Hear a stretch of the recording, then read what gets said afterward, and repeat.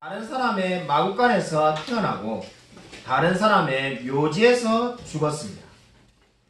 그의 첫 번째 배견은 지피였고 그의 마지막 면류관은 가시 면류관이었습니다. 그의 첫 번째 일행은 가축이었고 그의 마지막 일행은 강도들이었습니다.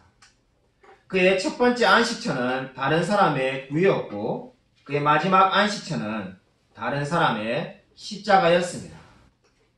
아마 이 사람이 누구인지 여러분 모두가 잘 아실 겁니다. 이 사람은 바로 예수 그리스도입니다. 만약에 여러분이 예수님을 몰랐다면, 오늘 처음으로 예수님을 듣는다면, 제가 방금 말씀드렸던 이 사람은 누구냐고 말했을 때 여러분이 듣고 어떻게 반응을 보였겠습니까? 마구간에서 태어나고 묘지가 없어서 다른 사람의 묘에 묻히고 가시만류관을 쓰시며 강도들과 함께 십자가에 죽어간 인생을 여러분은 어떻게 평가하겠습니까?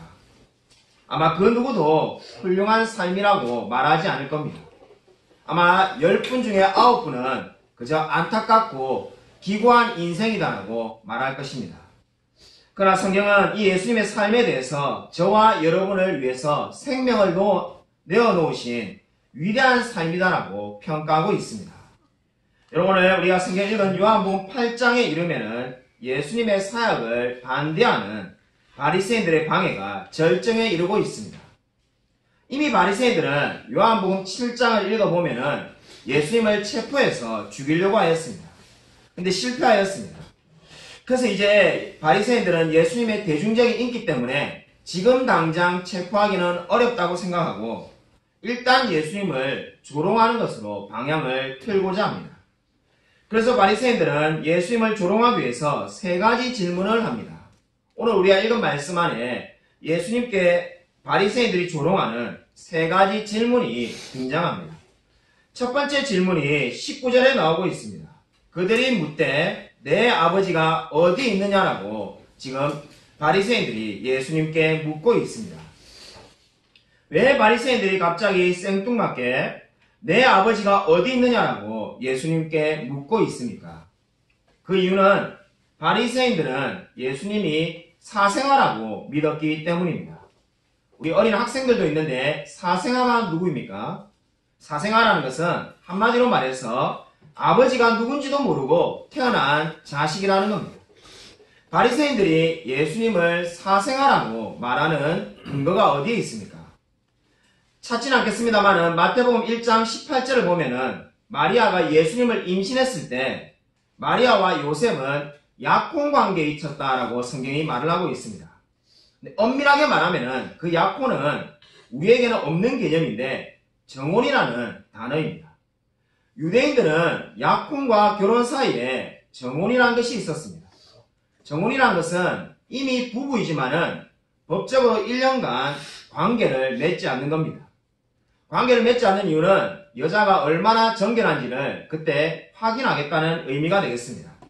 근데 마태복음 1장을 읽어보면은 마리아는 바로 그 기간에 임신을 하고 사람을 낳은 것이 예수님이었습니다.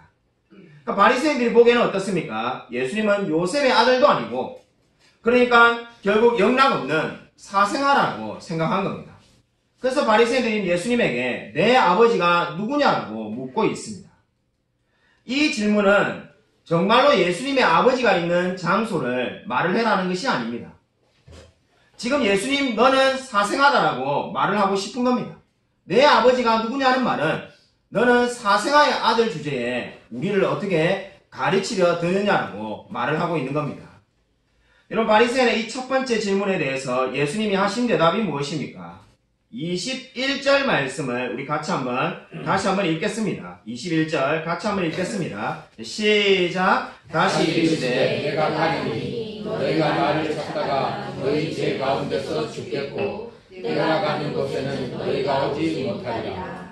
여러분, 이 말씀은 바리새인들이 예수님에게 너는 사생아다라는 공격을 했기 때문에 예수님도 너희들은 죽어 이렇게 지금 욕을 한 게 아닙니다. 너희 제 가운데 죽겠고라는 말은 욕이 아닙니다. 예수님이 지금 이렇게 말씀하시는 것은 이제 너희들은 얼마 지나지 않으면은 죄로 인하여 죽을 수밖에 없는 인생이지 않는가? 그 전에 뭘 해라는 겁니까? 하나님을 믿으라는 겁니다. 내가 가는 곳에, 예수님이 가시는 곳은 어디입니까? 이제 천국에 가실 건데, 십자가를 지시고 부활하시고 나면은 영원한 천국에 가는데, 내가 가는 그곳에는 너희는 올 수 없다는 겁니다. 왜냐하면 하나님을 믿지 않고 예수님을 믿지 않기 때문에 내가 가는 그곳에는 너희가 오지 못할 것이다 라고 말씀하고 있습니다. 여러분, 예수님이 21절의 말을 통해서 바리새인들에게 듣고 싶어하던 대답은 뭡니까? 이 말씀이 끝나자마자 예수님은 바리새인들이 이렇게 대답하기를 원하였을 겁니다. 주님, 제가 죄인입니다. 내가 무엇을 해야 당신이 가는 그곳에 제가 갈 수 있겠습니까? 이렇게 말하기를 원하였을 겁니다. 마치 십자가 옆에서 죽은 강도처럼 당신이 가는 그곳에 나도 데려가달라고 간절히 말하는 것처럼 바리새인들도 그렇게 고백하기를 예수님은 원하였을 겁니다.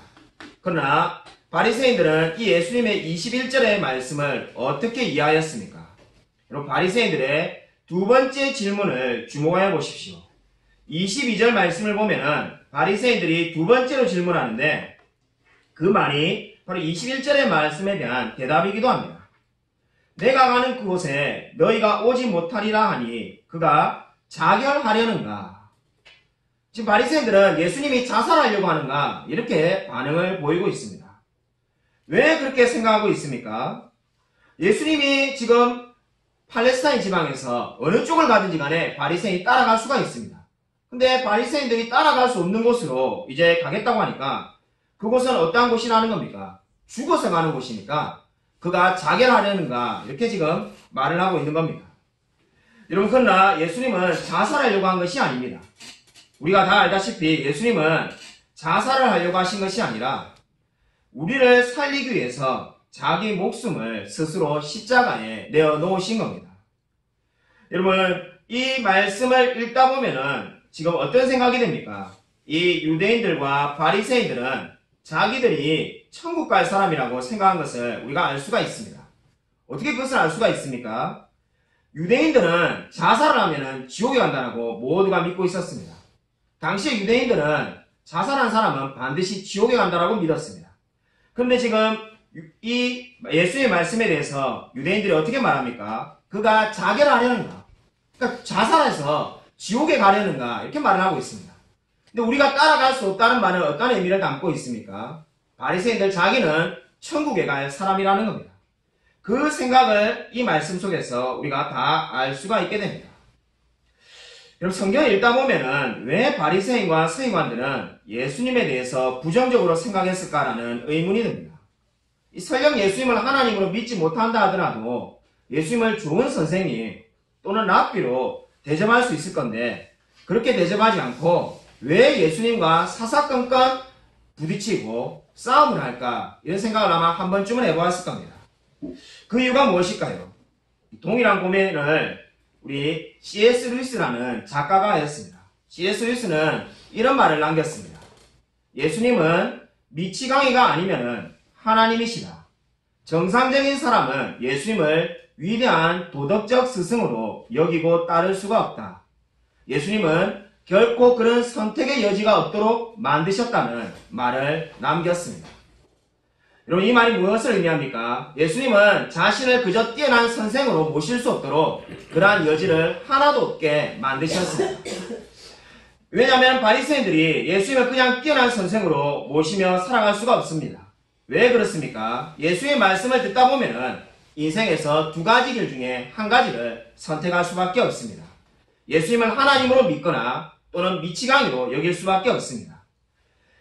예수님께서 예수를 믿지 않는 자들에게 내가 가는 곳에 너희가 오지 못하리라는 말씀을 했는데 어떻게 그 말씀을 편안하게 들을 수가 있겠습니까?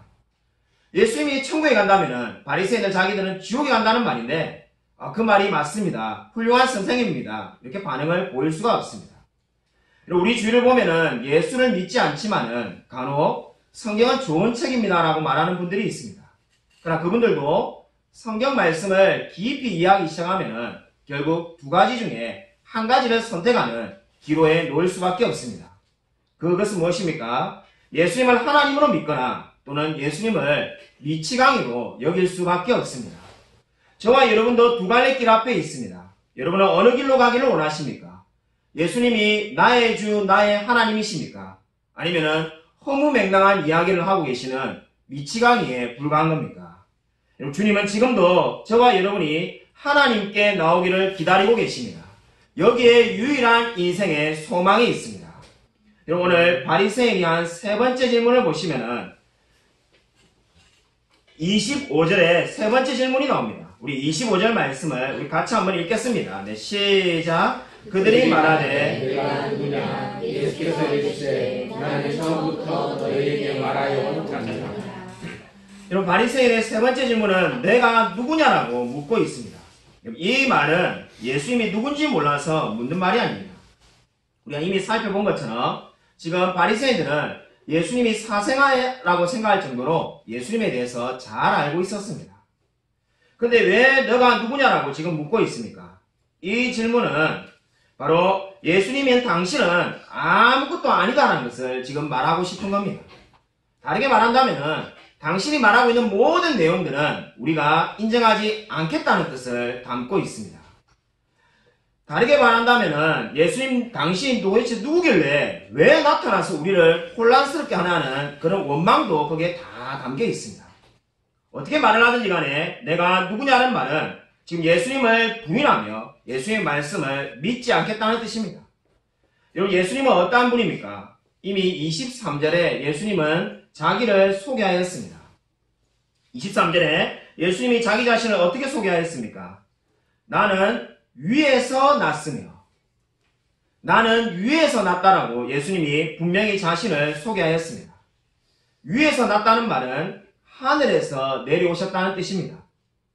성경을 잘 알던 바리새인들은 나는 위에서 났다는 이 말이 그냥 평범한 말이 아니라 I am who I am, 출애굽기 3장 14절에 나오는 나는 스스로 계신 자라는 그 말을 지금 인용하고 있음을 분명히 알았을 겁니다. 여러분, 이 바리새인들이 예수님이 지금 자신을 메시아라고 말하는 것을 분명히 알았지만은 믿지 못한 이유가 어디 있겠습니까? 그것은 바로 믿음이 없었기 때문입니다. 바리새인들은 예수님을 실존 인물로 지금 바라보고 있습니다. 그러나 그분을 하나님으로 모시지 못하고 있습니다. 여러분, 이 세상도 마찬가지입니다. 예수님이 실존 인물이라는 것을 믿지 못하는 사람은 아무도 없습니다. 기독교인이나 비그리스도인들이나 모든 사람들이 다 예수님이 실존 인물이라는 것을 다 알고 있습니다. 근데 결정적인 차이는 어디서부터 생기는 겁니까? 이 예수님을 위에서부터 내려온 자라는 것을 믿느냐 믿지 않느냐가 인생을 좌우하는 질문이 되겠습니다.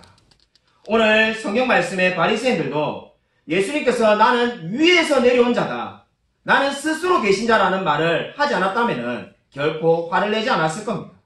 그냥 너는 너 마음대로 행동해라고 아마 내버려 두었을 겁니다. 그러나 바리새인들이 끊임없이 화를 내며 예수님을 조롱하며 미워한 이유는 예수님께서 자신을 하나님이다라고 지금 말씀하고 있기 때문입니다. 그러므로 저와 여러분의 인생을 결정짓는 질문은 예수를 아느냐가 아닙니다. 예수를 모르는 사람이 누가 있겠습니까? 여러분, 예수는 모든 사람이 알고 있습니다. 저와 여러분의 인생을 바꾸는 가장 중요한 질문은 예수님이 위에서 오신 분임을 믿느냐는 겁니다. 여기에 아멘이라고 대답할 수 있는 사람만이 구원받은 사람입니다. 여러분, 진정으로 예수 그리스도가 하늘에서부터 내려오신 분임을 믿고 있습니까? 여러분, 진정으로 이 예수 그리스도만이 저와 여러분의 인생을 바꾸는 유일한 분이십니다. 여러분, 25절을 보십시오. 내가 누구냐라는 바리새인의 질문에 예수님은 다시 한번 자신이 하나님이심을 드러내고 있습니다. 예수님께서 어떻게 대답하십니까? 나는 처음부터 너희에게 말하여 온 자니라, 이렇게 말을 하고 있습니다. 여러분, 이 말씀의 뜻이 무엇입니까? 이 말씀은 내가 이 세상이 창조될 때부터 내가 계속해서 존재하던 사람이다, 존재하던 하나님이다, 이렇게 말씀하고 있습니다. 다르게 말한다면 나는 너희의 조상 아브라함과 야곱과 이삭의 하나님이다라고 지금 말씀하고 있습니다. 그러므로 이 말씀은 내가 누구냐라는 그들의 맹소적인 말에 대해서 나는 하나님이다, 내가 너희들이 기다리고 있는 메시아다라고 지금 예수님께서 말씀하고 있는 겁니다. 종교개혁자 마틴 루터는 지금 이 25절에 나는 처음부터 너희에게 말하여 온 자니라는 말을 너무나 사랑하였다고 합니다. 그래서 루터는 자기의 성경책 맨 앞장에다가 이 요한복음 8장 25절을 늘 써놓았다고 합니다. 그래서 성경을 읽을 때는 자연스럽게 바로 나는 처음부터 너에게 말하여 온 자니라는 말씀을 매일매일 읽도록 자기가 스스로 만들었다고 합니다. 그 말이 무엇을 의미합니까? 바로 나는 처음부터 너에게 말하여 온 자니라는 것을 믿는 것이 믿음이라는 겁니다. 예수님이 단지 그냥 사람 중에 훌륭한 사람이 아니라 처음부터 우리를 창조하셨으며 온 인류를 위해서 이 땅에 사람으로 오신 분이라는 것을 믿는다는 고백이 되겠습니다. 여러분, 고난주간이 되었습니다. 아마 어떤 분들은 교회에 오시기 전에 이렇게 생각했을는지도 모릅니다. 오늘 설교 본문은 보나마나 십자가에 죽으시는 예수님에 대해서 설교하겠지, 아마 이렇게 생각하고 오신 분이 분명히 있을 겁니다. 근데 왜 십자가에 죽으시는 예수님을 설교하지 않고 예수님과 유대인들의 대화를 설교하기로 했겠습니까? 아직 성금요일이 되지 않았기 때문입니다. 제가 농담으로 한 말인데 아무도 웃지 않으시고 진담처럼 듣고 있으니까 제가 굉장히 당황스럽습니다. 자, 십자가 대신에 예수님과 바리새인의 대화를 설교하기로 결심한 이유는 여기에 저와 여러분이 붙들어야 할 중요한 영적인 진리가 있기 때문입니다. 저와 여러분에게 예수님은 어떠한 분이십니까? 바리새인들은 예수님을 그저 사생아나 허무맹랑한 말을 전하는 사람으로 여겼습니다. 여러분은 예수를 누구라고 믿고 있습니까? 예수님께서 제자들에게 너희는 나를 누구라고 생각하냐는 질문을 했을 때 베드로가 주는 그리스도시요 살아계신 하나님의 아들이시니이다라고 대답하였습니다. 동일한 고백이 저와 여러분의 마음 가운데 늘 충만하기를 소원합니다. 여러분, 기독교 작가인 랜디 알콘이 2달간 가족들과 이집트에 여행을 하였을 때 이야기입니다. 하루는 그곳 주민이 폐허가 된 어느 한 포도원으로 그분들을 인도하였다고 합니다. 이 포도원 구석에 뭐가 볼 게 있다고 우리를 데리고 왔는가? 보니까는 포도원 구석 한쪽에 무덤이 하나 있습니다. 아주 오래된 비석이 하나 있는데, 그래서 그 비석을 보니까는 미국의 낙농가 재벌의 아들인 윌리엄 보든의 묘지라는 것을 알게 되었습니다. 이 보든은 21살에 부모로부터 많은 재산을 물려받고는 미국에서 최고 부자가 되었습니다. 근데 그는 그냥 이 돈을 쓰며 살아가는 것이 훌륭한 인생이라고 생각하지 않고 중국에 있는 무슬림들에게 복음을 전하러 가야 되겠다고 결심을 합니다. 그래서 모든 재산을 다 선교단체에 기부를 하고 25살에 중국의 무슬림에게 복음을 전하러 갑니다. 근데 언어를 좀 공부해야 되겠다 생각이 들어가지고 아랍어를 배우기 위해서 이집트에 잠시 들렸습니다. 그곳에서 언어를 배우는데 4개월 뒤에 척추 수막염이라는 것에 걸려가지고 결국은 4개월 만에 거기서 죽게 됩니다. 그래서 그 묘지에 묻어지게 된 겁니다. 이 얼마나 허망한 인생입니까? 그냥 미국에 계속 살았으면 편안하게 그 돈을 다 쓰지도 못하고 평생을 걸쳐가지고 즐겁고 행복하게 살았을 건데 복음을 전하러 가기 위해서 나갔다가 중국 땅에 발도 딛기 전에 알지도 못하는 이집트의 한 곳에서 인생을 마감하였습니다. 랜디 알콘이 그 묘비를 읽어보니까 그 묘비에 이런 문장이 쓰여 있었다고 합니다. 그리스도 안에 있는 믿음 말고는 이 인생을 설명할 수 없다. 여러분, 그렇습니다. 선교사 윌리엄 보든의 삶을 그리스도 안에 있는 믿음 외에 그 어떤 말로 설명할 수 있겠습니까? 세상 사람들이 보면은 기구하고도 불쌍한 인생에 불과합니다. 고작 25살밖에 되지 않은 사람이 저 멀리 타국의 이집트에 가서 인생을 마감해야 될 이유가 어디 있겠습니까? 그리스도를 제외하고는 설명할 방법이 없습니다. 그리스도 안에서 그가 받은 은혜를 나누기 위해서, 복음을 전하기 위해서 그는 죽음도 마다하지 않았습니다. 여러분, 어떻게 그것이 가능했겠습니까? 그리스도께서 바로 저와 여러분을 위하여 그렇게 삶을 사셨기 때문입니다. 저와 여러분의 인생을 변화시키기 위해서 하나님께서 이 땅에 사람으로 내려오시고 십자가를 지셨습니다. 여러분, 고난주간입니다. 저와 여러분은 무엇을 묵상하며 한 주를 보내야 할까요? 2가지를 묵상하며 한 주를 보내야만 합니다. 첫 번째, 여러분의 영혼을 위해서 묵상하시기를 바랍니다. 아마 많은 분들은 예수님의 고통을 묵상해야 되지 않을까 이렇게 생각하는지도 모릅니다. 물론 여러분이 원한다면 예수님의 고통을 묵상해도 됩니다. 아마 그렇게 묵상을 한다고 해서 이단이 되거나 잘못된 것은 아닙니다. 그러나 곰곰이 한번 생각을 해보십시오. 많은 분들이 고난주간이 되면은 십자가에 못 박힌 예수 그리스도를 생각합니다. 쉽게 말을 해서 나는 가시가 이 손가락에 조그만한 것이 박혀도 아파가지고 일도 안 되고 글도 안 쓰지고 아무것도 못 하는데 예수님은 이 손과 발에 못이 박혔는데 얼마나 아프실까? 생각만 어떻습니까? 눈물이 주르륵 흐릅니다. 이렇게 하는 것이 고난주간이라고 생각하는 분들이 정말로 많습니다. 그러나 예수님은 불쌍한 분이 아닙니다. 여러분 왜 그렇습니까?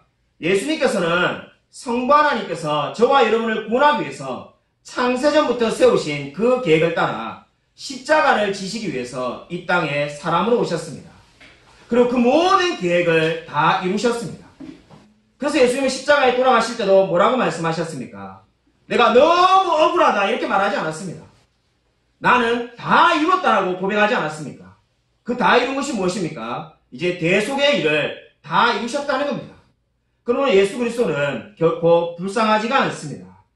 예수님은 이미 부활하셔서 천국에 계십니다. 진정으로 불쌍한 사람이 무엇입니까? 저와 여러분입니다. 저와 여러분의 영혼은 지금 어디로 향하고 있습니까? 저와 여러분의 영혼이 아직도 만약에 그리스도를 만나지 않았다면 우리는 아무런 소망이 없습니다. 지금 오늘 성경에 나오는 유대인과 바리새인처럼 하나님을 만나지 못하고 있다면 예수님을 향해서 우리가 할 수 있는 말이 뭐밖에 안 되겠습니까? 예수는 사생하다. 너가 누구냐? 너는 자결하려고 하느냐? 허무맹랑한 이야기를 하고 있구나. 이런 말밖에 할 수 없는 사람이 우리의 존재입니다. 그러므로 고난주간은 무엇을 해야 되겠습니까? 저와 여러분의 영혼이 어디로 향하고 있는지를 묵상해야만 합니다. 우리의 영혼은 진정으로 그리스도가 가신 그 길을 향하여 달려가고 있습니까? 두 번째로 고난주간에 저와 여러분이 묵상해야 할 것은 예수님께서 모든 고난을 이기며 견디셨다는 데 있습니다. 여러분 오늘 말씀 한번 곰곰이 생각해 보십시오. 예수님은 평생을 그냥 편안하게 살다가 어느 날 갑자기 십자가를 지신 게 아닙니다. 예수님도 저와 여러분처럼 평생 고난 가운데 살았습니다. 저와 여러분의 인생에도 얼마나 많은 고난이 있습니까? 수많은 고난이 있는데 그리스도의 삶도 마찬가지였습니다. 예수님께서는 오늘 우리가 본 것처럼 사생아라는 조롱도 들으시고 자살할 거라는 비난도 들었습니다. 그런 모든 비난들과 조롱을 감수하신 이유가 어디 있습니까? 예수님께서는 십자가를 제하는 사명이 있기 때문에 그 모든 고난들을 다 감당하셨습니다. 예전에 한 성도님이 제게 이렇게 물었습니다. 목사님, 사복음서에 예수님께서 십자가를 지시고 부활한 내용을 딱 그 내용 하나만 있으면 그게 복음의 핵심이지 않습니까? 그 내용 하나만 있으면 될 것 같은데 왜 성경에 이렇게 길게 오병이어의 기적, 무리를 걸으시는 예수님, 또는 바리새인들과의 논쟁, 서기관들과의 논쟁, 사두개인과의 논쟁 이런 건 다 왜 있습니까? 이렇게 물은 적이 있습니다. 왜 성경에 예수님의 십자가 죽으심과 부활 외에 많은 이야기가 기록되어 있는 것일까요? 그 이유는 바로 저와 여러분에게 진정한 위로를 주시기 위해서입니다. 여러분 성경을 읽어보면은 이스라엘 백성들은 광야에서 40년간 하나님의 말씀대로 사는 것을 실패하였습니다. 근데 예수님은 이 땅에서 저와 여러분에게 무엇을 보여주고자 하십니까? 하나님의 말씀대로 사는데 승리하는 삶을 보여주고자 하신 겁니다. 그리고 예수님은 이 모든 고난과 어려움 가운데도 결코 하나님을 떠나지 아니하며 말씀으로 사는데 승리하였습니다. 여러분 바로 이 진리가 저와 여러분이 묵상해야 할 진리입니다. 저와 여러분이 겪는 고난은 우연히 겪는 고난이 결코 아닙니다. 저와 여러분에게만 재수가 없어가지고 고난이 찾아온 것이 아닙니다. 그리스도가 고난을 이기신 것처럼 저와 여러분도 말씀으로 고난을 이기라고 고난이 찾아온 것입니다. 그러므로 하나님께서 고난을 주신 이유는 고난을 극복할 수 있는 힘도 주시겠다는 겁니다. 여러분 이 진리를 믿으시기 바랍니다. 제 동생 우리 김성규 목사님의 신학교 동기 목사님의 이야기입니다. 수년 전에 그 우리 신학교 동기 목사님은 정확하게 말하면 강도사님이죠. 합신해서 안수를 받지 않고 목회로 가는 길을 그만두셨다고 합니다. 본인은 이제 목회가 소명이 아니라고 생각하고 직장으로 다니기 위해서 직장을 구하기 시작하였다고 합니다. 직장을 구하니까 비정규직 외에는 들어갈 곳이 아무것도 없었다고 합니다. 왜냐하면 전공이 신학이니까 할 줄 아는 게 신학밖에 없는데 신학을 포기하니까 갈 곳은 비정규직밖에 없는 겁니다. 거기라도 가기 위해서 취업을 했는데 그 회사가 대한항공과 관련된 회사였다고 합니다. 이 대한항공과 관련된 회사인데 무슨 일을 하냐면은 비행기 탈 때 보면은 버스에 타가지고 비행기 앞에까지 이렇게 내려주는 일을 하는 거 있지 않습니까? 그 버스 회사에 취업을 하게 된 겁니다.